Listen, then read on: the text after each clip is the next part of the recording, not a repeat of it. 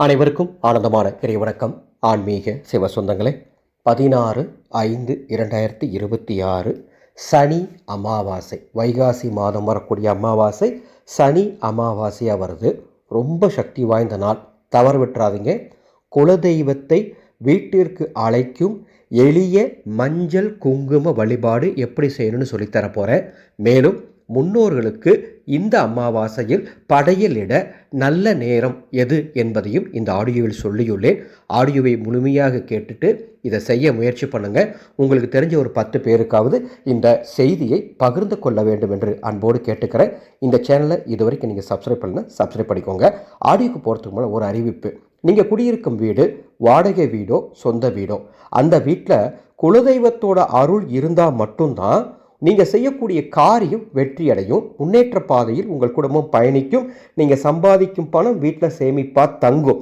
அப்படி குலதெய்வ அருள் இல்லை, குலதெய்வம் கோபமாக இருக்குது, குலதெய்வ சாபம் இருக்குது, குலதெய்வம் கட்டில் இருக்குது அப்படின்னு சொன்னால் நீங்கள் செய்யக்கூடிய எந்த ஒரு காரியத்துக்குமே தடை வந்துக்கிட்டே இருக்கும்.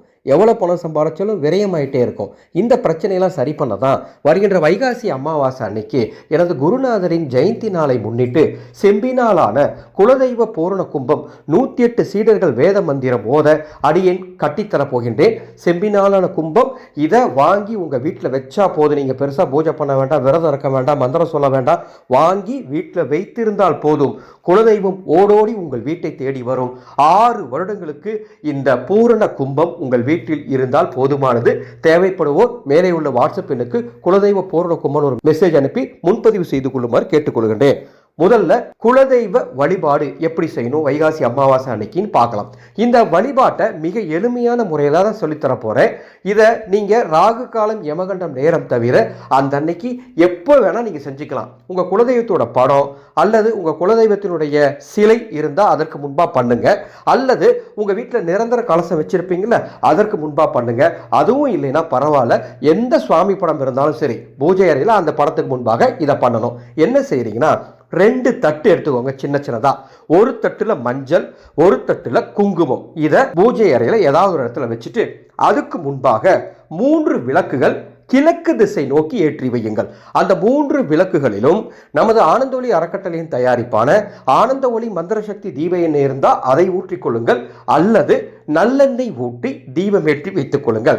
நெய்வேத்தியமாக சர்க்கரை பொங்கல் அல்லது ஏதேனும் இனிப்புகளை முடிஞ்ச அளவுக்கு சர்க்கரை பொங்கல் செய்ய முயற்சி பண்ணுங்க. இல்லைன்னா பரவாயில்ல, ஏதேனும் இனிப்புகளை நெய்வேத்தியமாக வைத்து தேங்காய் பழங்கள் என்னென்ன வைக்க முடியுமோ வைத்துக் கொள்ளுங்கள். அர்ச்சனைக்கு அரளிப்பூ அல்லது மல்லிப்பூ அல்லது வாசனை பூக்கள் எதுவாக இருந்தாலும் அதை தயார் செய்து வைத்துக் கொள்ளுங்கள். எல்லாம் தயார் செய்துட்டு முதல்ல வீட்டில் சாம்பிராணி தூபம் காட்டுங்க.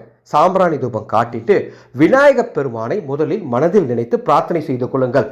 ஓம் கணேசாய நமக அப்படின்னு 11 முறை சொல்லிட்டு விநாயகருக்கு முதல் வணக்கத்தை தெரிவித்து விட்டு ஓம் குல தெய்வமே போற்றிவோம் அப்படின்னு தெளிவான தமிழ்ல மனசுக்குள்ளேயே 48 முறை சொல்லி உங்க குலதெய்வத்தை அழைக்கிறோம். 48 முறை சொல்லி முடிச்சுட்டு குலதெய்வத்திட்ட மனசார சங்கல்பம் பண்ணிக்கோங்க. எங்கள் குலத்தை காக்கும் குலதெய்வமே, எங்கள் வீட்டில் எழுந்துருளி எங்கள் குடும்பத்தை ஆசீர்வதிக்க வேண்டும்னு மனசார நீங்க பிரார்த்தனை பண்ணிட்டு தூபதீபம் காட்டி குலதெய்வ வழிபாட்டை பண்ணுங்க.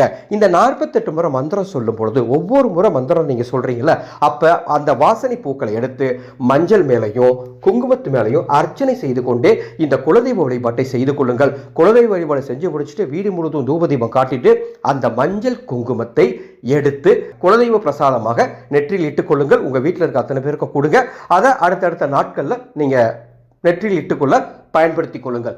இந்த வழிபாடு செய்யறதுனால மஞ்சள் குங்குமம் வைத்து வைகாசி அமாவாசை குலதெய்வத்தை அழைப்பதால் குலதெய்வம் விரும்பி உங்கள் வீடு தேடி வரும், உங்களுக்கு மங்களத்தை தரும், நல்ல அற்புதமான வாய்ப்புகளை தரும், சகல சௌபாக்கியங்களும் உங்கள் வீட்டிற்கு குலதெய்வம் கொண்டு வந்து சேர்க்கும். இந்த எளிய வழிபாடு செய்து பயன்பெறுங்கள். அடுத்ததாக வைகாசி அமாவாசை முன்னோர் வழிபாடு தவறாமல் செய்ய வேண்டும். உங்க வீட்டில் முன்னோர்கள் படம் வச்சிருப்பீங்களா, அதற்கு முன்பாக அல்லது ஹாலில் ஏதாவது ஒரு இடத்துல நாற்காலி போட்டு இந்த வழிபாட்டை பண்ணணும். முன்னோர்களுக்கு வழிபாடு செய்ய இந்த வைகாசி அமாவாசை உகந்த நேரம் காலை 7:30 8:30 அல்லது காலை 10:30 11:30க்குள் முன்னோர்களுக்கு பிடித்த உணவை சமைத்து முன்னோர்கள் படத்திற்கு முன்பாக தீபமேற்றி நெய்வேத்தியம் வைத்து முன்னோர்களை மனதார பிரார்த்தனை செய்து கொண்டு அந்த நெய்வேத்தியத்தை காகத்துக்கு முதல்ல வச்சுட்டு அதன் பிறகு நீங்க எடுத்துக்கொள்ளலாம்.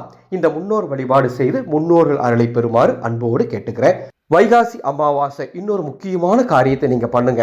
ஒருவேளை இந்த பூஜைகள் ரெண்டுமே உங்களால பண்ண முடியல அப்படின்னா கூட இந்த காரியத்தை செஞ்சா கூட போதும், நல்லதே உங்களுக்கு நடக்கும். முன்னோர்களோடும் குலதெய்வத்தினரும் உங்க குடும்பத்துக்கு கிடைக்கும். வைகாசி அமாவாசை ஒரு 3 பேருக்காவது அல்லது 5 பேருக்காவது அல்லது 11 பேருக்காவது உணவு தானம் செய்தால் நிச்சயம் சொல்லுகின்றேன், நான் சொன்ன அற்புதமான நன்மைகள் அப்படியே உங்க குடும்பத்துக்கு கிடைக்கும். நமது ஆனந்த ஒளி அறக்கட்டளை வைகாசி அமாவாசை அன்று ஆதரவற்ற முதியோர்களுக்கு மதிய உணவு வழங்க ஏற்பாடு பண்ணிட்டு இருக்கோம். இந்த புனிதமான சேவைக்கு முடிஞ்சா உதவுங்க.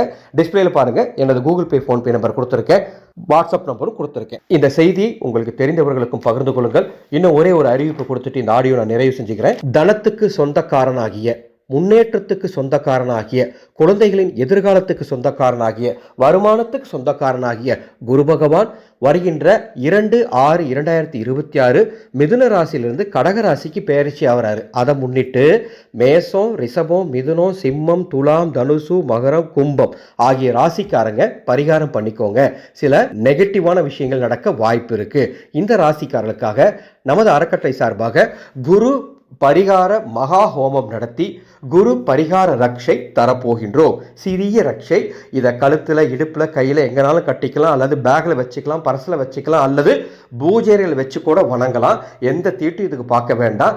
இந்த ரக்ஷை 1 ஆண்டுக்கு அடுத்த குரு பயிற்சி வரைக்கும் உங்களுக்கு பாதுகாப்பு தரும். உங்கள் குடும்பத்துக்கு இந்த ரக்ஷை வேணும்னா மேலே உள்ள வாட்ஸ்அப் எண்ணுக்கு தொடர்பு கொண்டு பதிவு செய்து கொள்ளுமாறு கேட்டுக்கொள்கின்றேன். ஆனந்தம் மலரட்டும், ஆனந்த ஒளி பரவட்டும்.